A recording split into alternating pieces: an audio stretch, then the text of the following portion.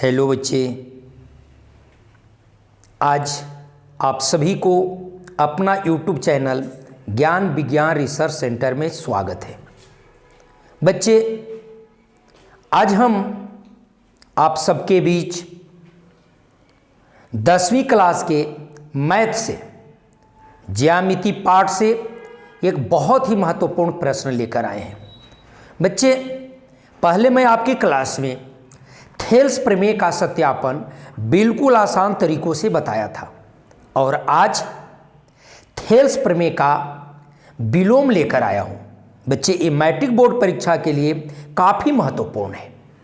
तो आइए आज हम बिल्कुल सरलतापूर्वक सीखेंगे थेल्स प्रमेय के विलोम का सत्यापन। तो देखिए बच्चे, पहले हमें ये जान लेना होगा कि थेल्स प्रमेय का विलोम क्या है। विलोम का मतलब उल्टा, ठीक है।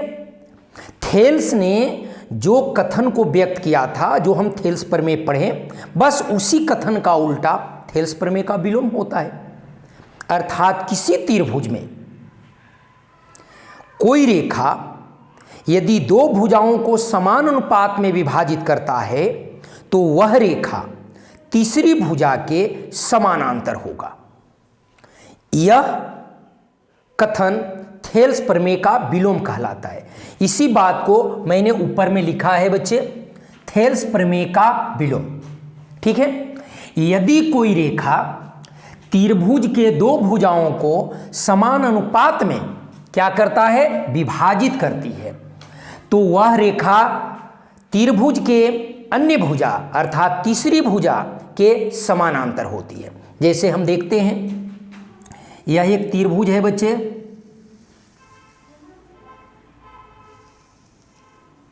यह एक त्रिभुज है।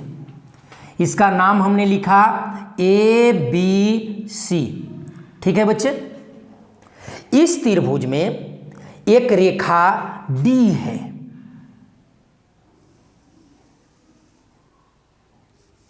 यह DE है। यह रेखा AB को D पर और AC को E पर प्रतिच्छेद करता है तथा इन भुजाओं को समान अनुपात में विभाजित करता है।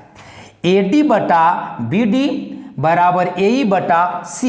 इसी चीज को मैंने लिखा है, दिया हुआ है कि त्रिभुज ABC में रेखा DE दो भुजाओं AB और AC को समान अनुपात में विभाजित करती है। अर्थात AD बटा BD बराबर AE बटा C है। ये दिया हुआ है।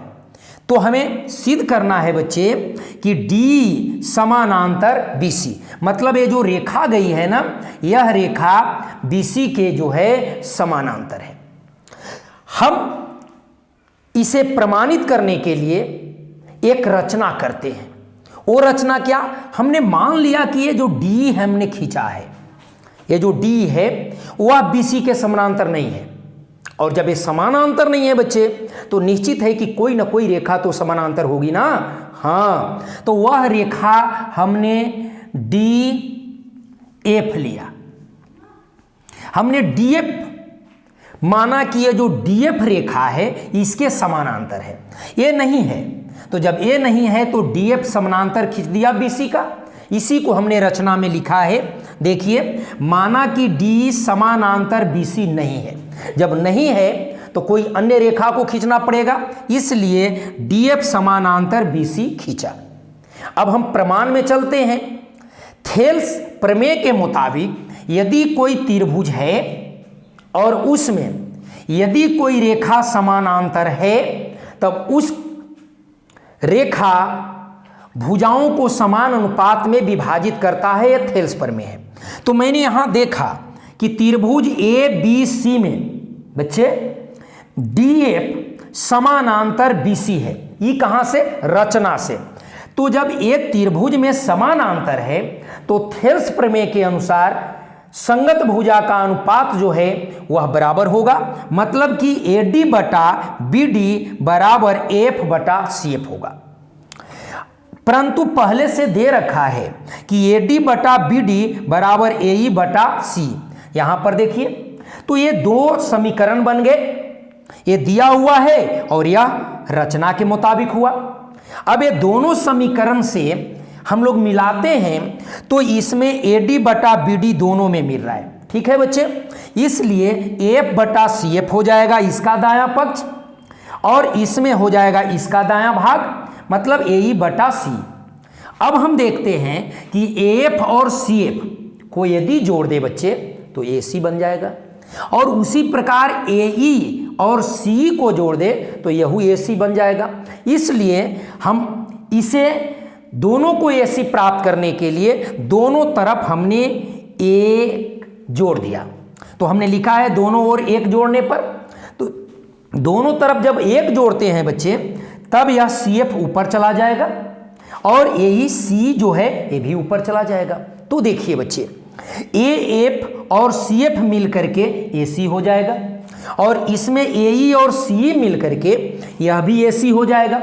AC तो दोनों मिल रहा है। जब AC दोनों मिल रहा है तो निश्चित है कि CF जो है वो CE के बराबर होगा। तो हमने लिखा CF बराबर C। अब देखें बच्चे, CF यहां तक है ना, हाँ, और C यहीं तक है। इतना लंबा इतना छोटा के क्या बराबर होगा? नहीं। यदि ये तभी संभव होगा जब F या तो E पर आ जाएगा, नहीं तो E F पर चला जाएगा।